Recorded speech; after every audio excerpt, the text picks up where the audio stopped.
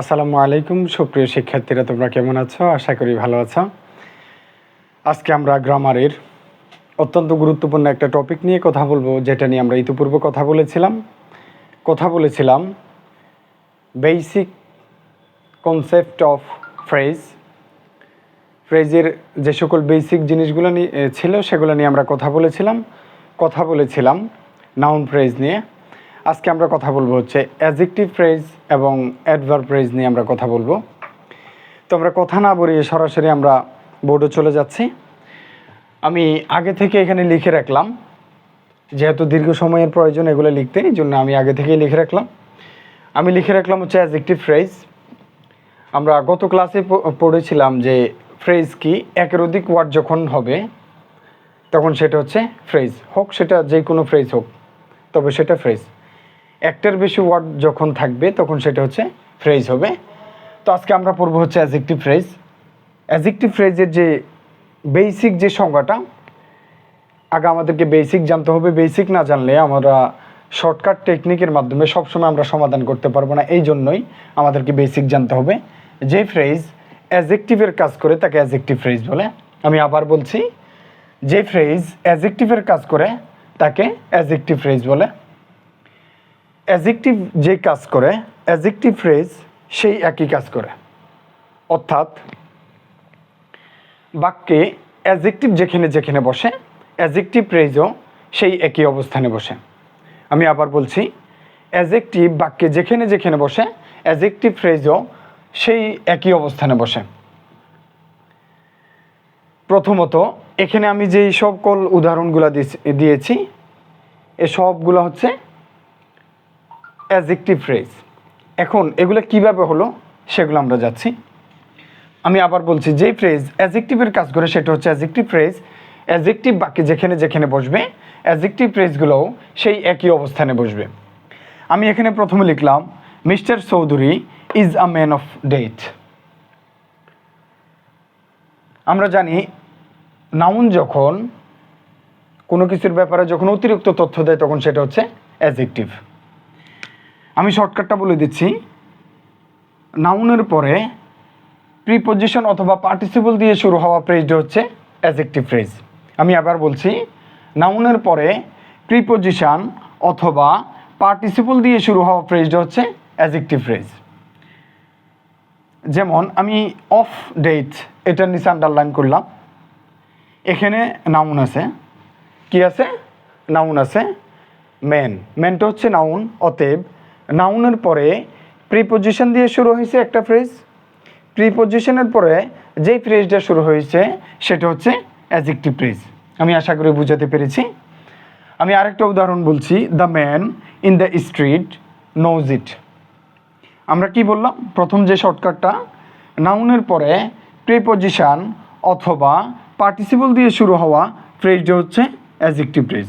এই যে এখানে নাউন আছে man, the man in the street, এই যে প্রিপজিশন দিয়ে শুরু হয়েছে, যেহেতু এখানে নাউন রয়েছে, নাউনের পরে যেই ফ্রেজটা আছে সেটা হচ্ছে অ্যাডজেক্টিভ ফ্রেজ। তারপরে আরও উদাহরণ হচ্ছে, the tree in front of my house, এখানে আমি দাগ দিলাম in front of my house. এই যে এখানে ট্রিটা হচ্ছে নাউন, আমরা জানি হচ্ছে ট্রি অর্থ হচ্ছে গাছ, অবশ্যই যেহেতু এটা একটা নাম অতএব এটা হচ্ছে নাউন। নাউনের পরে প্রিপজিশন দিয়ে যে ফ্রেজটা শুরু হয়েছে সেটা হচ্ছে অ্যাডজেক্টিভ ফ্রেজ। অর্থাৎ একটা বাক্যে নাউন যে অ্যাডজেক্টিভ যেখানে যেখানে বসবে অ্যাডজেক্টিভ ফ্রেজও সেই একই অবস্থানে বসবে। এখন আমরা পরীক্ষায়, বিগত বছর যে সকল পরীক্ষায়, প্রতিযোগিতামূলক পরীক্ষায় অ্যাডজেক্টিভ ফ্রেজ নিয়ে যে সকল কোশ্চেন এসেছে আমরা এখন সেগুলা কয়েকটা উদাহরণ দেখিয়ে দিব, তাতে করে আপনাদের কনফিউশন দূর হয়ে যাবে। বিগত বছরে কম্পিটিটিভ এক্সামে যে সকল কোশ্চেনগুলো এসেছে আমি সেখান থেকে 3টা কোশ্চেন দিলাম যে এগুলো কোন phrase. He is a man to depend on, আমরা বলছিলাম এটা খাতায় লিখে রাখবেন যে নাউনের পরে প্রিপজিশন দিয়ে শুরু হওয়া ফ্রেজটা অ্যাডজেক্টিভ ফ্রেজ। আমি আবার বলছি, নাউনের পরে প্রিপজিশন দিয়ে শুরু হওয়া ফ্রেজটা অ্যাডজেক্টিভ ফ্রেজ। নাউনের পরে প্রিপজিশন অথবা পার্টিসিপল দিয়ে শুরু হওয়া প্রিপজিশন অথবা পার্টিসিপল দিয়ে শুরু হওয়া ফ্রেজটা হচ্ছে অ্যাডজেক্টিভ ফ্রেজ। যেমন he is a man to depend on, যেহেতু এটা নাউনের পরে বসেছে অতএব এটা কী হবে, যেহেতু এখানে নাউন রয়েছে অতএব কী হবে, এই পরবর্তী যে ফ্রেজটা রয়েছে সেটা হচ্ছে কী হবে, অ্যাডজেক্টিভ ফ্রেজ। আরেকটা কথা আমি এখানে লিখিনি, নিচের যে উদাহরণটা এটার মধ্যে রয়েছে, এটা the people in the room stood up to greet him. যেই লোকটা ঘরে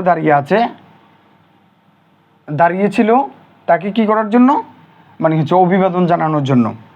তাহলে এই যে নাউনের পরে বসছে, আমি কি বলছি, নাউনের পরে প্রিপজিশন দিয়ে শুরু হবে, নাউনের পরে প্রিপজিশন অথবা পার্টিসিপল দিয়ে শুরু হওয়া ফ্রেজটা হচ্ছে অ্যাডজেক্টিভ ফ্রেজ। যেমন ইন দ্য রুম, এটা কি অ্যাডজেক্টিভ ফ্রেজ, এটা আমি মানলাম।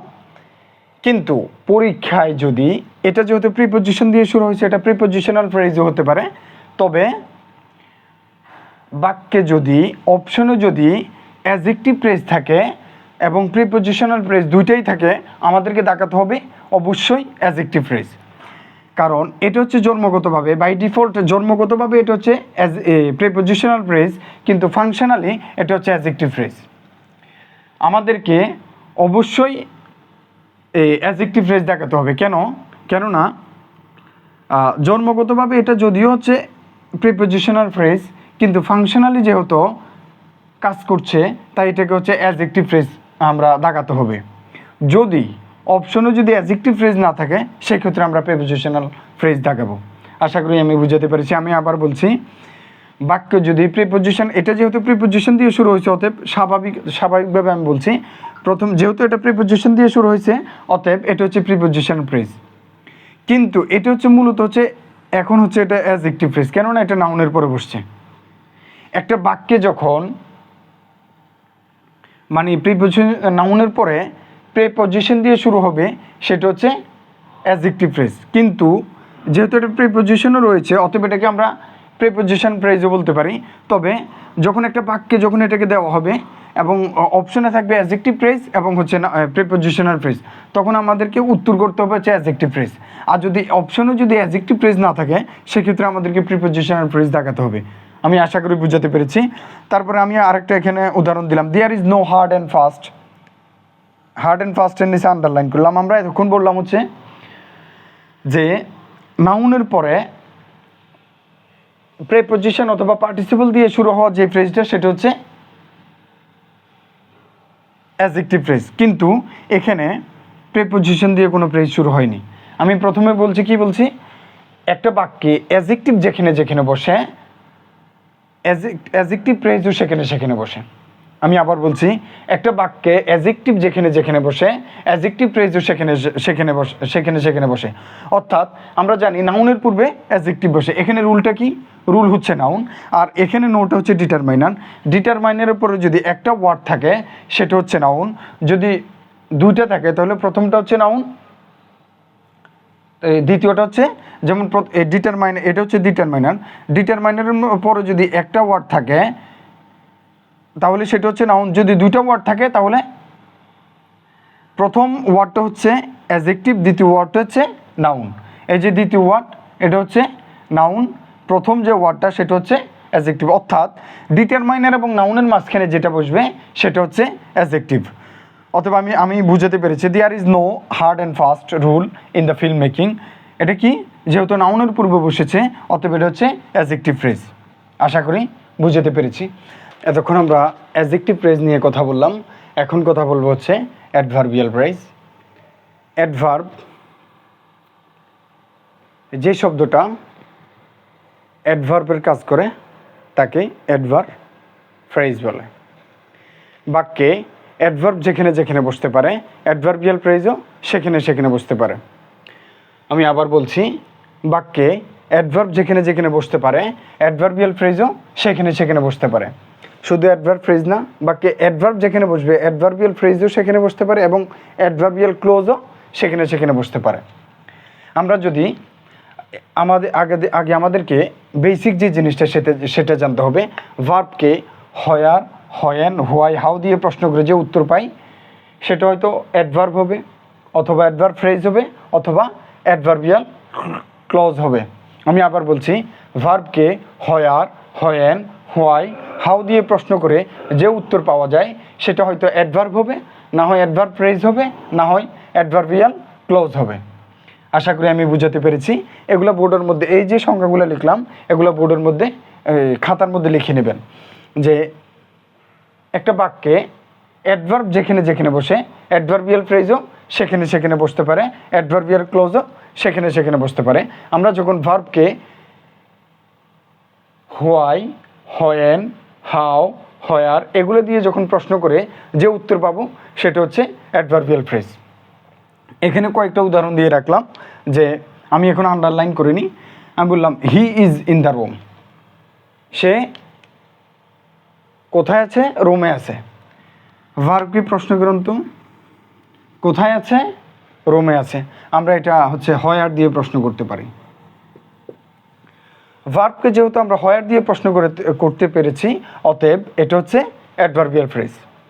আমি আরেকটা শর্টকাট বলে দিচ্ছি, 20 সেকেন্ডে এটার উত্তর করতে পারবেন, যে ভার্বের পরে প্রেপোজিশন দিয়ে শুরু হওয়া ফ্রেজটা হচ্ছে অ্যাডভার্ব ফ্রেজ। আমি আবার বলছি, আমি এখানে লিখে দিচ্ছি, ভার্বের পরে প্রেপোজিশন দিয়ে শুরু হওয়া ফ্রেজটা অ্যাডভার্ব ফ্রেজ।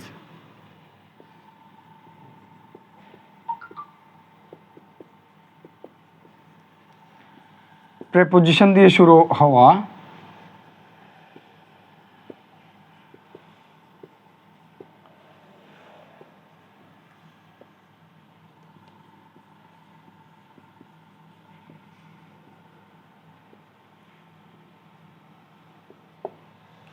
হ্যাঁ লিখলাম, ভার্বের পরে প্রেপোজিশন দিয়ে শুরু হওয়া ফ্রেজটা অ্যাডভার্বিয়াল ফ্রেজ।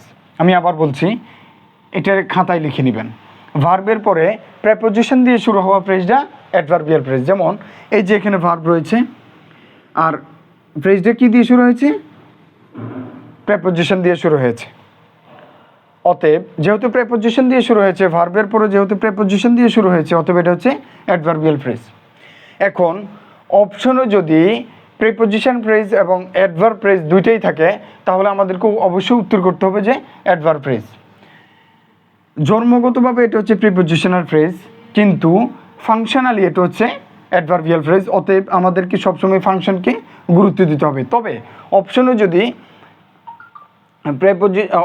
যদি হচ্ছে অ্যাডভার্বিয়াল ফ্রেজ যদি না থেকে, যদি প্রেপোজিশন ফ্রেজ থাকে, তাহলে আমাদেরকে সেক্ষেত্রে উত্তর করতে হবে প্রেপোজিশনাল ফ্রেজ। আমি আশা করি বুঝাতে পেরেছি। আমি আরেকটা উদাহরণ দিলাম, হি ওয়ার্কড উইথ কেয়ার, সে কাজটা হচ্ছে সতর্কতার সাথে, বা হ্যাঁ সতর্কতার সাথে করেছিল, যত্ন সহকারে করেছিল। তাহলে আমরা ভার্বকে প্রশ্ন করি, কিভাবে করেছিল? উইথ কেয়ার, সতর্কতার সাথে। কিভাবে করেছিল? সতর্কতার সাথে। যেমন হাউ ডিড হি ওয়ার্ক, সে কাজটা কিভাবে করেছিল? হাউ ডিড হি ওয়ার্ক, সে কাজটা কিভাবে করেছিল? উইথ কেয়ার, সতর্কতার সাথে করেছিল। অতএব আমরা যখন কিভাবে তারা প্রশ্ন করে, ভার্বকে যখন কিভাবে দিয়ে প্রশ্ন করে যে উত্তর পেয়েছি, অতএব এটা হচ্ছে অ্যাডভার্বিয়াল ফ্রেজ। আর সবচেয়ে বড় কথা হচ্ছে, ভার্বের পরে প্রেপোজিশন দিয়ে শুরু হওয়া ফ্রেজটা হচ্ছে অ্যাডভার্বিয়াল ফ্রেজ। এই যে ভার্ব রয়েছে, অর্থাৎ ইনট্রানজিটিভ, এটা হচ্ছে মূল কথা। ইনট্রানজিটিভ ভার্বের পরে যেই ফ্রেজটা থাকবে সেটা হচ্ছে অ্যাডভার্বিয়াল ফ্রেজ। এখন ইনট্রানজিটিভ ভার্ব কি? যেই ভার্ব অবজেক্ট গ্রহণ করে না, সেটা হচ্ছে ইনট্রানজিটিভ ভার্ব। যেমন আমি এখানে একটা ট্রানজিটিভ ভার্বের উদাহরণ দিচ্ছি। আমি বললাম হি ইটস রাইস, সে ভাত খায়। হি ইটস রাইস, সে ভাত খায়। আমরা যখন ভার্বকে কি বা কাকে দ্বারা প্রশ্ন করে যদি উত্তর পাই, তাহলে সেটা হচ্ছে ট্রানজিটিভ ভার্ব। এই যে হি ইটস রাইস, সে ভাত খায়, সে খায়, কি খায়? ভাত খায়। অতএব এটা হচ্ছে ট্রানজিটিভ ভার্ব। কিন্তু এখানে যদি আমি বলি হি কেম হেয়ার, সে এখানে এসেছিল, তাহলে ভার্বকে প্রশ্ন করেন কোথায় এসেছিল? এখানে এসেছিল। দেখেন, আপনি চাইলেও ওইটার এই ভার্বটার পরে অবজেক্ট বসাতে পারবেন না, এটার পর অবশ্যই অ্যাডভার্ব বসাতে হবে। অতএব আমরা বুঝলাম যে ইনট্রানজিটিভ ভার্বের পরে অ্যাডভার্ব বসে। হি কেম, সে আসলো, কোথায় আসলো? এখানে আসলো। আশা করি আমি বুঝাতে পেরেছি। অর্থাৎ ইনট্রানজিটিভ ভার্বের পরে যে ফ্রেজটা থাকবে সেটা হচ্ছে অ্যাডভার্বিয়াল ফ্রেজ। আরও সহজ করে বলি, ভার্বের পরে প্রেপোজিশন দিয়ে শুরু হওয়া ফ্রেজটা হচ্ছে অ্যাডভার্বিয়াল ফ্রেজ। আমি এখানে আরেকটা লিখলাম, he was at the place. Place মানে হচ্ছে এখানে, অ্যাট দ্য প্লেস মানে হচ্ছে দেয়ার, সেখানে। হি ওয়াজ অ্যাট দ্য প্লেস, সে কোথায় ছিল? সেখানে ছিল। তাহলে ভার্বকে প্রশ্ন করেন কোথায় ছিল? সেখানে ছিল। যদি আমরা ভার্বকে যদি কোথায় দিয়ে প্রশ্ন করতে পারি তাহলে সেটা হচ্ছে অ্যাডভার্বিয়াল ফ্রেজ। আর সবচেয়ে বড় কথা হচ্ছে যে ভার্বের পরে প্রেপোজিশন দিয়ে শুরু হওয়া ফ্রেজটা হচ্ছে অ্যাডভার্বিয়াল ফ্রেজ। এই যে ভার্ব রয়েছে তারপরে প্রেপোজিশন দিয়ে শুরু হয়েছে, অতএব এটা হচ্ছে অ্যাডভার্বিয়াল ফ্রেজ। এখানে আমি আরেকটা লিখলাম, he came at a great speed, সে খুব দ্রুত গতিতে এসেছিল। তাহলে অ্যাট আ গ্রেট স্পিড, এটা নিশ্চয়ই যদি আন্ডারলাইন করে দিয়ে বলা হয় যে এটা কোন ফ্রেজ, আমরা কি বলতে পারবো না? অবশ্যই বলতে পারবো। আমরা জানি ভার্বের পরে প্রেপোজিশন দিয়ে শুরু হওয়া ফ্রেজটা হচ্ছে অ্যাডভার্বিয়াল ফ্রেজ। যে এই যে প্রেপোজিশন দিয়ে শুরু হয়েছে এটা ভার্ব, কেমটা হচ্ছে ভার্ব, আর কেমটা হচ্ছে কি ভার্ব? এটা হচ্ছে ইনট্রানজিটিভ ভার্ব। অর্থাৎ ইনট্রানজিটিভ ভার্বের পরে যেই ফ্রেজটা থাকবে সেটা হচ্ছে অ্যাডভার্বিয়াল ফ্রেজ। তারপর হচ্ছে ভার্বের পরে প্রেপোজিশন দিয়ে শুরু হওয়া ফ্রেজটা হচ্ছে অ্যাডভার্বিয়াল ফ্রেজ। আমি আশা করি বুঝাতে পেরেছি। যাই হোক, আমরা কথা বলছিলাম, এতক্ষণ অনেকগুলো উদাহরণ দিলাম। এখন আমরা বিগত সালে এসেছে এরকম অনেকগুলো উদাহরণ দিলাম। যে he went to Australia to receive higher education. আমরা অ্যাডজেক্টিভ ফ্রেজ যখন আমরা পড়লাম তখন আমরা বলছিলাম যে নাউনের পরে প্রেপোজিশন দিয়ে শুরু হওয়া ফ্রেজটা হচ্ছে অ্যাডজেক্টিভ ফ্রেজ। আপাত দৃষ্টিতে আমরা যদি শুধু এটার দিকে যদি খেয়াল করি তাহলে আমরা এটাকে অবশ্যই আমরা অ্যাডজেক্টিভ ফ্রেজ বলে দাগিয়ে দিয়ে আসবো, কিন্তু না, এটা হচ্ছে অ্যাডভার্বিয়াল ফ্রেজ। আমি কি বলছি, একটা কথা বলছিলাম, ইনট্রানজিটিভ ভার্বের পরে যেই ফ্রেজটা থাকে সেটা হচ্ছে অ্যাডভার্বিয়াল ফ্রেজ। দেখেন, হি ওয়েন্ট টু অস্ট্রেলিয়া, সে অস্ট্রেলিয়া গিয়েছিল। আমি বলছি যে ভার্বকে কে, কোথায়, কিভাবে, কখন, এগুলা দ্বারা যখন আমরা প্রশ্ন করে যে উত্তর পাবো সেটা হচ্ছে অ্যাডভার্বিয়াল ফ্রেজ। যেমন হি ওয়েন্ট টু অস্ট্রেলিয়া, সে অস্ট্রেলিয়া গিয়েছিল। কোথায় গিয়েছিল?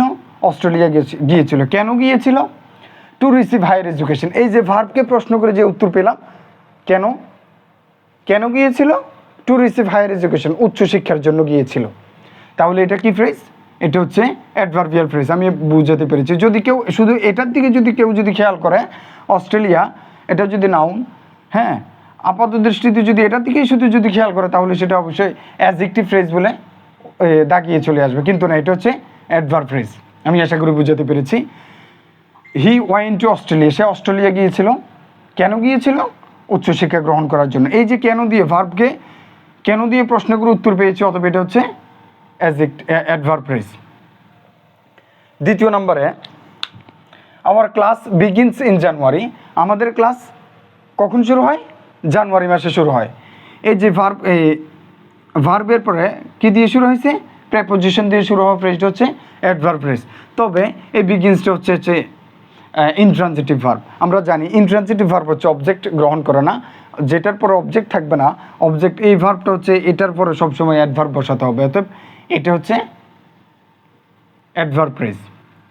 আমি বলছি যে ভার্বের পরে প্রেপোজিশন দিয়ে শুরু হওয়া ফ্রেজটা হচ্ছে অ্যাডভার্ব ফ্রেজ। কিন্তু এখানে দেখুন তো অ্যাডভার্ব ফ্রেজ কোথাও আছে? যদি আমরা না জানি তাহলে আমরা পরীক্ষায় উত্তর করে আসবো নাউন। যেহেতু এখানে হচ্ছে অ্যাডভার্ব ফ্রেজ নাই, নাউন ফ্রেজ আছে আর নান আছে। এই যে আমি কি বলছি যে জন্মগতভাবে এটা হচ্ছে প্রেপোজিশনাল ফ্রেজ, কিন্তু ফাংশনালি এটা হচ্ছে অ্যাডভার্ব ফ্রেজ। যেহেতু এখানে অ্যাডভার্ব ফ্রেজ নেই, অতএব এখানে উত্তর হবে প্রেপোজিশনাল ফ্রেজ। আশা করি আমি বুঝাতে পেরেছি, এখানে নান হবে না। এখানে আরেকটা উদাহরণ হচ্ছে he lives in the super of Dhaka, মানে হচ্ছে সে ঢাকার একটা উপশহর বাস করে, একটা প্রান্তিক এলাকায় বাস করে। এই যে লিভস, আমি কি বলছি, ভার্বের পরে প্রেপোজিশন দিয়ে শুরু হওয়া ফ্রেজটা হচ্ছে অ্যাডভার্বিয়াল ফ্রেজ। আরেকটা হচ্ছে যে এটা হচ্ছে লিভস হচ্ছে ট্রানজিটিভ ভার্ব। যেখানে ভার্বকে প্রশ্ন করেন কোথায় বাস করে? সুপার অফ ঢাকা, ঢাকার একটা মানে হচ্ছে উপশহরে, ঢাকার একটা অঞ্চলে সে বাস করে, নির্দিষ্ট একটা অঞ্চলে বাস করে। অতএব এটা হচ্ছে কি, ভার্বের পরে যেহেতু বসেছে, ভার্বের পরে প্রেপোজিশন দিয়ে শুরু হয়েছে, অতএব এটা হচ্ছে অ্যাডভার্বিয়াল ফ্রেজ। আমরা আরেকটাভাবে প্রুভ করতে পারি, ইনট্রানজিটিভ ভার্বের পরে যেহেতু বসেছে, অতএব এটা হচ্ছে অ্যাডভার্বিয়াল ফ্রেজ। এখানে উত্তর হচ্ছে অ্যাডভার্বিয়াল ফ্রেজ। আশা করি আমি বুঝাতে পেরেছি। যাদের অ্যাডজেক্টিভ ফ্রেজ এবং অ্যাডভার্বিয়াল ফ্রেজ নিয়ে যাদের ভীতি ছিল, আজকের এই ক্লাসটা দেখার পর আমি আশা করি তাদের আর কোনো প্রবলেম থাকবে না। দেখা হবে পরবর্তী ক্লাসে। এই ক্লাসের এই ধারাবাহিকতায় পরবর্তী যে ফ্রেজগুলো আছে সেগুলো নিয়ে কথা বলবো। ততক্ষণ পর্যন্ত ভালো থাকবেন। আসসালামু আলাইকুম।